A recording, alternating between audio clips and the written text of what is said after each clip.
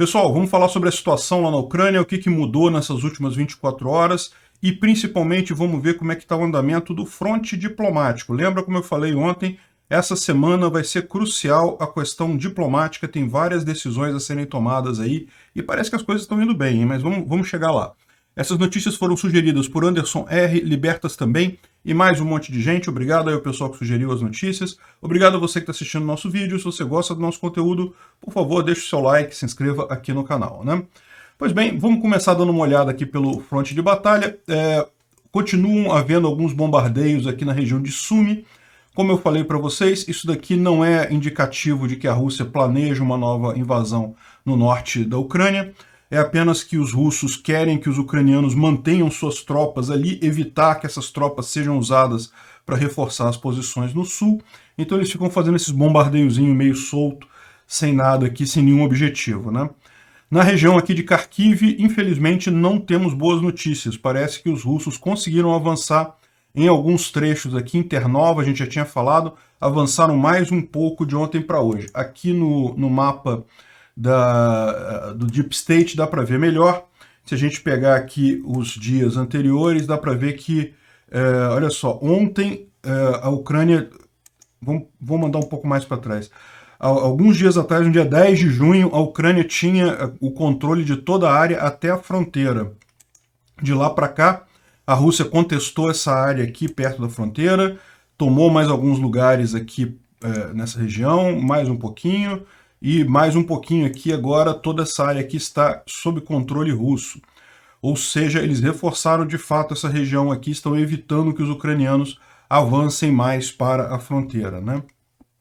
Bom, de qualquer forma, aqui também, entenda, não é que os russos vão conseguir atacar Kharkiv novamente, tem um bom destacamento ucraniano aqui, uma boa defesa. O que está acontecendo novamente são os russos querendo evitar que as tropas ucranianas saiam. Eu não duvido nada que muito desses avanços que eles conseguiram recentemente é porque justamente os ucranianos chegaram a tirar parte do esforço daqui para reforçar a região de Severodonetsk, que é onde está aí a principal batalha neste momento, né? Então, indo para lá, Severodonetsk continua na mesma situação, parte em mão ucraniana, parte em mãos russas. A batalha é muito forte aqui em Severodonetsk. Tem essa peça aqui de um repórter da Rolling Stone que esteve no fronte de batalha junto com os ucranianos, e ele mostrando justamente como o grande problema lá é falta de munição e falta de artilharia para os ucranianos, né? Os russos têm usado uma grande quantidade de peças de artilharia, e aí ele mostra como o pessoal sabe onde estavam os ataques russos, as bases russas. Eles poderiam ter usado a artilharia ucraniana para destruir essas bases, mas não conseguem fazer isso simplesmente porque não tem artilharia disponível, não tem munição disponível. E com isso acabam tendo grandes derrotas, acabam não conseguindo avançar tanto quanto poderiam, né? Então ele fala em última análise aqui sobre a necessidade de armas. A gente vai falar mais sobre isso mais adiante, mas só para ressaltar aquilo que a gente já tinha mencionado, que a grande dificuldade nessa região aqui é justamente a falta de armas pelos ucranianos. Os russos estão usando basicamente uma guerra de artilharia, estão fazendo só usando artilharia, usando pouco tropas em campo, né? Bom, de forma geral, a situação continua a mesma aqui, né? Não avançou muita coisa, mas lembra, novamente, essas linhas aqui podem dar a impressão de que tem alguma coisa estática ou parada, e não é bem isso. Na verdade, você tem batalhas aqui o tempo todo, né? Uma outra novidade que a gente teve foi que todas as pontes entre Lysychansk e Severodonetsk estão demolidas. A gente já tinha falado que existem o plano dos ucranianos, em última análise, se não conseguirem manter Severodonetsk, é justamente recuar para Lysychansk. Lysychansk tem uma posição mais fácil de defender, tem o rio, tem uma altura maior. De qualquer forma, eles precisariam passar por pontes para chegar em Lysychansk. E a situação nesse momento, como a gente já falou, haviam várias pontes aqui, ó, tem 1, 2, 3, coisa e tal. Tem várias pontes aqui pelo rio, 4 na verdade, se você considerar essa ponte férrea aqui. A questão é que até poucos dias atrás, até ontem, só tinha uma ponte que ainda tinha passagem, que ainda dava passagem. As outras todas haviam sido destruídas, e agora a gente sabe que também a última ponte foi destruída também não dá passagem aqui, né? O exército ucraniano falou que ele tem uma linha de comunicação com a cidade, então que isso não é problema. Lembra, em termos militares, linha de comunicação não é meramente uma linha de comunicação de mensagens, né? Não é uma linha como você pode pensar em termos civis. É, na verdade, um local por onde eles conseguem mandar mantimentos, armas, tropas, esse tipo de coisa. Então, ele não deu detalhe, deve ter alguma outra ponte que não está no mapa, alguma outra coisa que eles armaram aqui para manter essa linha de comunicação com Severodonetsk. Isso não é uma coisa absurda de se imaginar. É lógico que eles sabiam que haveria essa necessidade de recuo, então eles precisariam desse tipo de comunicação, e como essa área toda aqui está na mão dos ucranianos, não seria nem difícil eles criarem uma ponte de engenharia temporária, né? Enfim, não é uma coisa crítica, mas sim, saibam, já todas as pontes aqui já foram destruídas, né? Bom, aqui no Instituto para Estudo da Guerra, ele faz algumas observações interessantes sobre um artigo de Sergei Kirilenko, que é um russo que tudo indica, se esse artigo for verdadeiro, ele vai ser, já está designado pelo Kremlin como administrador de Donbás.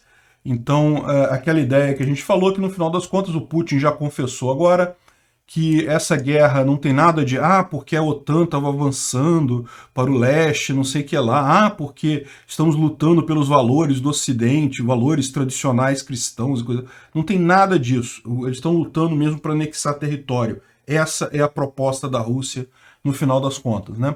E parece que esse cara é o cara que vai ser o administrador da região de Donbás, que vai incluir todos esses territórios ucranianos tomados pelos russos. Isso é o plano russo, né? É lógico, a gente sabe que isso não vai dar certo, mas é bom saber que esse é o plano russo, né? Com exceção da Crimeia, a Crimeia já tem um governo meio que, entre aspas, instalado lá, um governo russo instalado lá, né? Então vazou essa informação dela, desse suposto oficial russo que controla a Donbás. Depois esse artigo foi apagado, justamente porque perceberam que lançaram a coisa antes da hora. Certamente a gente imagina que a Rússia imaginou uma vitória fácil no Donbás, não está conseguindo, e esses eram os planos dele, planos que não vão dar certo, né? Bom, além de Severodonetsk, a gente tem aqui também a preparação dos russos para o ataque a Sloviansk. Eles continuam fazendo essa preparação, estão juntando tropas nessas regiões aqui, ou seja, muito em breve eles vão ter que atravessar o rio, eles estão planejando atravessar o rio. É bom o pessoal ucraniano ficar esperto nisso daí.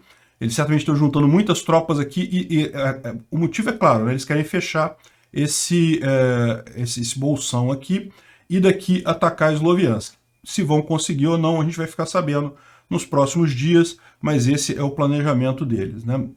Mas de todos os frontes dessa guerra, o mais interessante está acontecendo aqui no sul, em Kherson, em que os ucranianos continuam avançando bastante, né?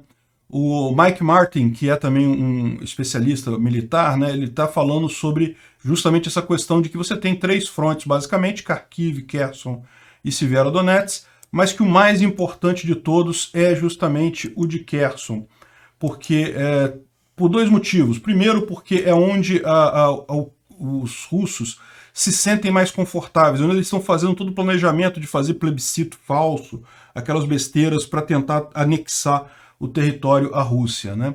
E segundo, porque é um lugar em que os ucranianos estão de fato conseguindo retomar terreno. Então, os ucranianos retomando Kherson é um golpe duplo contra os russos.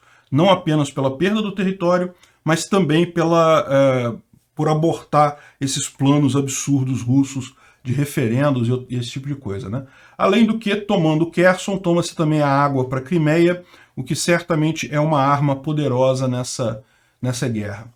Enfim, os ucranianos estão a menos de 10 quilômetros de Kherson, então esse mapa aqui certamente não está refletindo exatamente a posição deles, mas a informação que a gente tem é que eles estão a menos de 10 quilômetros do exterior da cidade de Kherson.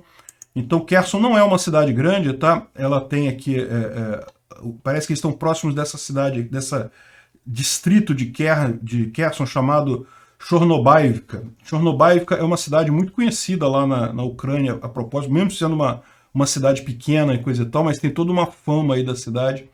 e eles estão muito próximos disso daqui. E foi aqui também que os russos fizeram seu principal ponto nessa região aqui de Kherson, né, próximo ao aeroporto de Kherson, aqui em Chornobaivka. Então está tendo muita briga aqui, eles estão muito próximos disso daqui, 10 quilômetros é realmente uma distância muito pequena. Aqui o voluntário canadense ucraniano está falando justamente sobre essas explosões lá em Chornobaivka. O pessoal está atravessando a segunda linha de defesa russa. Ou seja, o que ele está dizendo aqui é que a primeira linha de defesa russa, tipicamente essas organizações são assim, né? Quando você vai defender uma cidade, você faz múltiplas linhas de defesa, e a primeira linha de defesa é a que os ucranianos estavam lutando até aqui, mas aparentemente eles furaram essa primeira linha de defesa, estão conseguindo avançar.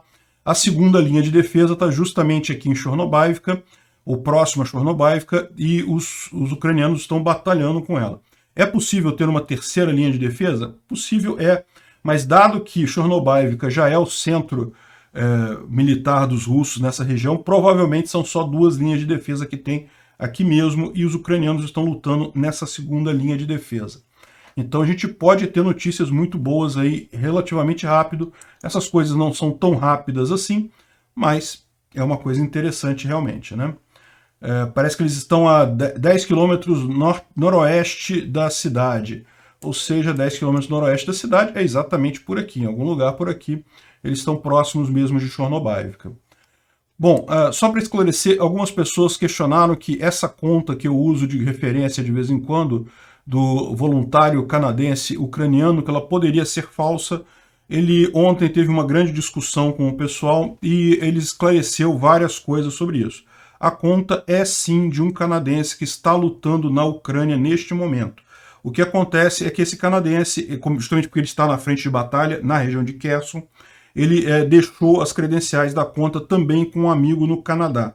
Então, os dois usam a conta de forma intercambiável. Então, você vê notícias que são de fato do canadense. Ele falou o nome dos caras, eu não vou lembrar o nome do canadense e o nome do cara que está no Canadá. Desculpa. O nome do canadense que está em Kherson e o nome do canadense que está no Canadá. Os dois são amigos e compartilham a conta. É o que ele explicou e daí gera essa confusão toda. O fato do canadense não querer usar a conta o tempo todo na frente de batalha é algo positivo, como a gente viu, esse negócio de ficar usando o celular em frente de batalha é algo que realmente não é recomendável. Pode não fazer bem para a saúde. Bom, a gente já falou sobre esse artigo no Rolling Stone sobre falta de material. Tem um vídeo feito por mulheres de soldados da DPR, que é da suposta República de Donetsk, né, República Separatista de Donetsk, em que elas reclamam aqui da... Bom, não vale a pena a gente tocar o vídeo, porque está em russo, a gente não vai entender nada, mas o Dmitry veio a nosso socorro aqui e falou que elas são as esposas do 121º Regimento, 2º Batalhão. Segundo elas estão descrevendo, eles entraram no esforço de guerra, ou seja, são militares regulares do exército de lá, entraram no esforço de guerra logo no início, mas já fazem 4 meses que eles não recebem pagamento. Então as famílias estão passando fome, não estão recebendo pagamento dos russos, dos salários dos maridos delas, né, que estão na frente de batalha. E ninguém dá informação, ninguém sabe onde é que eles estão, elas não conseguem comunicar com eles. São 200 pessoas que simplesmente sumiram completamente, não se sabe onde está, lógico, não se sabe sequer se estão vivos ainda. Então, elas estão reclamando aqui, estão querendo precisamos reclamar com o Putin, quem é que pode resolver esse problema, onde é que estão essas pessoas e coisa e tal. É isso que elas estão reclamando aqui, né?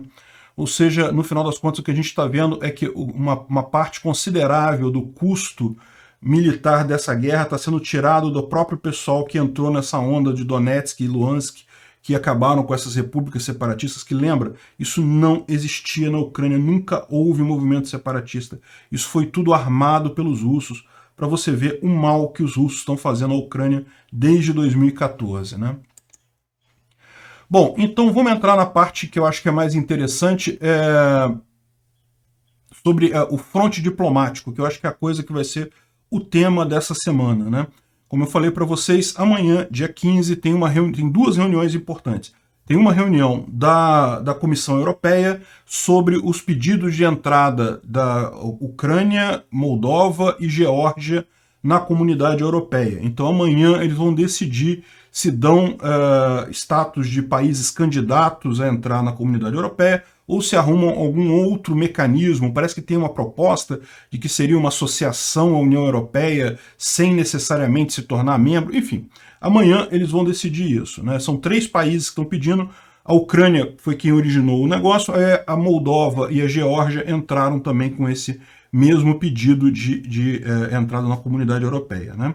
E amanhã também tem uma reunião em Bruxelas de ministros de defesa em que vai se decidir os próximos passos da ajuda de armas, ajuda militar à Ucrânia. E como a gente viu já no início, esse é um ponto sensível, a Ucrânia está precisando de armas, está precisando de munições. E como eu falei ontem, existe uma visão de que isso deve ser positivo, por quê? Porque Macron, Olaf Scholz e o cara da Itália, que eu não lembro o nome dele, já marcaram uma visita para Kiev no dia 16, ou seja, na quarta-feira, não, desculpa, na quinta-feira. Hoje é terça, amanhã é quarta-feira, amanhã vai ser o grande dia que vai se decidir tudo isso, e eles vão visitar Kiev na quinta-feira. Eu imagino que eles sabem que os resultados serão pelo menos positivos. Talvez não sejam tudo que a Ucrânia quer, mas certamente seriam positivos, de forma que não faria sentido eles visitarem Kiev se eles não soubessem que a coisa está caminhando bem, né? Enfim, e inclusive a gente tem a informação aqui que a Comissão Europeia ela já está deliberando sobre essa situação. Então a decisão só vai ser tomada amanhã que é o dia importante, que a gente vai ficar sabendo realmente se a coisa se concretizou ou não. Eu não sei nem se eu vou conseguir dar a notícia para vocês no vídeo de amanhã, porque vai acontecer amanhã ao longo do dia. Mas, de qualquer forma, parece que já tem algum entendimento, o debate que está acontecendo, parece que eles vão dar o status de candidato com condições para a Ucrânia e a Moldova, mas ainda existem questões sobre a Geórgia. Então, ou seja, isso aqui não é definitivo, não quer dizer que eles vão dar isso, a decisão, como eu falei, vai ser batida amanhã, mas o que está inclinado a acontecer é isso, né? E esse negócio de status de candidato com condições, isso não é problemático. Vários países já tiveram isso, a Albânia, por exemplo, entrou dessa forma, ela ganha o status de candidato, mas tem algumas observações, algumas coisas que ela tem que resolver, alguns pontos pendentes que ela tem que resolver durante o processo até conseguir a candidatura plena, né? Porque você sabe quando o processo para um país se tornar membro da Comunidade Europeia é exatamente isso. Primeiro ele se torna um candidato a ser da Comunidade Europeia e daí já começa a integração de várias coisas até finalmente aquele país poder entrar, né? Todo o sistema de burocracia, de controle de fronteira, de comércio, tudo isso tem que ser integrado até o país poder entrar na Comunidade Europeia. Então o status de candidato já é praticamente assim, você foi aceito, vamos só trabalhar agora para ajeitar as coisas e poder finalmente botar você como um membro permanente, né? Então, o status de candidato praticamente já está certo, já está decidida a coisa. O status de candidato com condicionais, que é o que está aparentando ser a decisão no que tange a Ucrânia e a Moldova, é exatamente isso, só que, ou seja, dessas muitas coisas que têm que ser arrumadas, algumas coisas são vistas como impeditivos. Se essas coisas não forem resolvidas, a candidatura não vai adiante. Então, não é nada demais, a Albânia conseguiu resolver isso, não tem problema nenhum. Então, ou seja, parece que estamos indo num caminho bom para Ucrânia e Moldova. A Geórgia talvez não consiga ainda entrar nessa leva, mas de qualquer forma, notícias boas para a Ucrânia, né? Bom, e com relação às armas, a gente falou ontem que a Ucrânia fez um pedido de 1000 obuses, 300 MLRS, uma quantidade enorme de máquinas aqui, de equipamentos militares, que seria o que ela precisa para encerrar a guerra, né? E aí, como eu falei, vai ter a reunião lá, eles vão decidir a ajuda, muita gente está falando que vai ajudar, os Estados Unidos vão ajudar e coisa e tal. Parece que já existem 250 obuses prometidos desses 1000 que estão aqui. Agora, também tem gente falando que, olha só, tem alguns questionamentos aí, talvez eles não consigam chegar a 1000 obuses, por exemplo. Por exemplo, o que o cara dos Estados Unidos falou? As Forças Armadas dos Estados Unidos têm, no total, 380 obuses desse tipo. Então, 1000 obuses é muita coisa realmente, né? A gente sabe, esse tipo de negociação, a Ucrânia, é como qualquer negociação, você bota um valor mais alto, para ali na negociação você chegar num valor razoável, que seja bom para todos os lados. Então pode ser que a Ucrânia tenha exagerado um pouco nesse número de armas pedidos, justamente para conseguir um número de armas razoável para conseguir combater os russos, né? Agora, é aquele negócio, né? Ela está brigando com um exército que, em tese, se acreditava ser, até um pouco tempo atrás, o segundo maior do mundo. A gente já viu que não é desorganizado pra caramba, faz muita besteira, equipamento tudo velho, muita coisa não funciona, mas ainda assim eles têm uma quantidade de obuses, de canhões muito grandes. Então essa superioridade ainda está fazendo diferença, é o que faz esses problemas todos aqui na região de Sievierodonetsk ainda não terem sido resolvidos a favor da Ucrânia, né? A Rússia tem um poder de fogo ainda muito grande. Com essas armas, eu não acredito que 1000 armas, que os ucranianos vão conseguir 1000 armas, 1000 obuses, mas conseguindo um número significativo, isso já é bastante razoável em relação ao que eles têm hoje, e muito provavelmente muitas dessas armas que já foram para a Ucrânia, na verdade elas estão sendo preparadas para a contraofensiva ucraniana. Os ucranianos sabem muito bem que quando eles começarem a contraofensiva, começarem a expulsar os russos dos lugares que os russos estão, vai aparecer como eles ganhando a guerra. E aí vai ser muito difícil eles pedirem mais armas para o Ocidente, porque o Ocidente fala, pô, mas você já está ganhando a guerra, por que você precisa de mais arma, né? Então, ou seja, por isso que eles estão fazendo toda essa coisa de pedir muita arma agora, mesmo que eles não estejam usando todas essas armas neste momento, porque na verdade é a arma que eles precisam ter para poder fazer a contraofensiva, para poder expulsar todos os russos. No momento que eles começarem essa contraofensiva, que eles começarem a chutar a bunda dos russos, vai ser muito mais difícil eles pedirem armas, então essa é a estratégia. Aqui também a gente espera essa reunião lá em Bruxelas acerca dos ministros de defesa também é amanhã. Da mesma forma, provavelmente a gente não vai ter a posição ainda na parte da manhã, no vídeo de amanhã pela manhã, mas ao longo do dia a gente fala isso no vídeo de quinta-feira, como é que ficou essa decisão, né? Os alemães estão prometendo expandir o suporte ao exército ucraniano. Vamos mandar para a Ucrânia um monte de coisa, sistemas avançados de defesa aérea e um monte de coisa. Bacana, legal. Por enquanto o pessoal está meio cético quanto a isso, né? Postaram até uma foto da Mila Kunis, que, diga-se de passagem, é ucraniana, eu não sabia disso. Enfim, Mila Kunis é uma artista muito famosa nos Estados Unidos, fez vários seriados e filmes, né? Bom, e aqui tem, justamente, o New York Times também traz uma matéria criticando a Alemanha por ter prometido um monte de coisa, mas na prática não entregou nada, né? Infelizmente, parece que muito do que a Alemanha não tem entregue os Leopard antigos, né, foi culpa do Brasil, na verdade. O Brasil não querer mandar a munição para isso daí. Isso vai ficar marcado na história do Brasil, essa traição que o governo Bolsonaro fez à liberdade mundial. Bolsonaro adora falar de liberdade, mas está ficando do lado do Putin nessa coisa, o que é um absurdo completo. Bom, outra coisa curiosa que aconteceu ontem foi a bandeira russa, da democracia russa, que é aquela bandeira russa com a parte de baixo trocada do vermelho para o branco.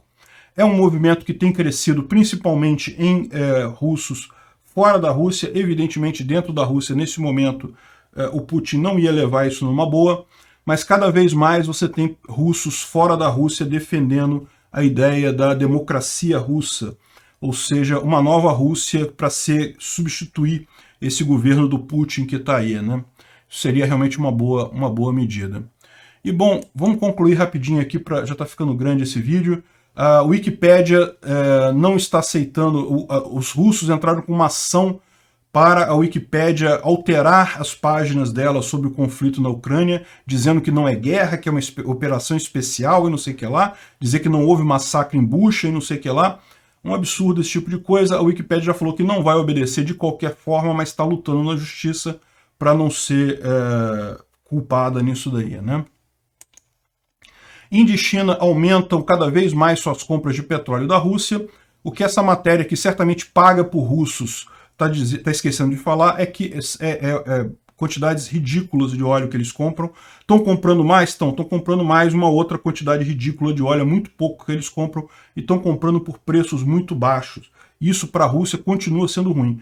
Aí fala aqui, olha, a Rússia ganhou 93 bilhões de euros de exportações de combustíveis, e aí entrega o porquê, de onde é que vem esse negócio? É euros. A Rússia ganha dinheiro com petróleo com a Europa, mas a Europa já falou que vai parar de comprar petróleo da Rússia. Então, na verdade, essa peça aqui dizendo, não tem problema a Europa não comprar mais, porque a gente vai vender para a Índia e para a China, não vai. A Índia e a China estão comprando petróleo na faixa de 28 dólares o barril. Olha só o absurdo. Por que isso? Porque, no final das contas, o custo de cargueiro, de petroleiro sem seguro e mais um monte de complicação que tem, encarece o negócio absurdamente. No final das contas, para a Rússia isso é terrível. Claramente a Rússia está querendo jogar aqui com esse negócio de que, não, tá vendo? Sanções não servem nada, Índia e China vão comprar o petróleo da Rússia. Compram uma merreca, vão comprar uma merreca um pouquinho maior, não vai fazer diferença nenhuma. Quem está dando dinheiro para a Rússia ainda, o fato da Rússia ter ganho 93 bilhões é porque é a Europa comprando petróleo ainda. E isso a Europa já falou que vai acabar. É um processo que demora um tempo, mas vai acabar. A Rússia está enrascada com as sanções. E por último, o Brasil não assinou uma declaração de 50 países em apoio ao governo da Ucrânia. Que vergonha, Bolsonaro. Um absurdo isso. Não importa. O pessoal fala que não, porque o Brasil acha que a OMC não deve adotar posições políticas fora do comércio. Cara, essa guerra é a guerra de todo mundo, de todas as pessoas. É a guerra pela liberdade. Vocês não estão prestando atenção no que está acontecendo. Esse negócio de, não vamos condenar, vamos manter a neutralidade, não sei o que lá. Vocês estão indo para o lado errado. Vocês estão ajudando o ditador, o pior ditador da nossa geração. Vai ser uma marca que vai ficar para sempre na história do Brasil. Obrigado por assistir o vídeo até o final.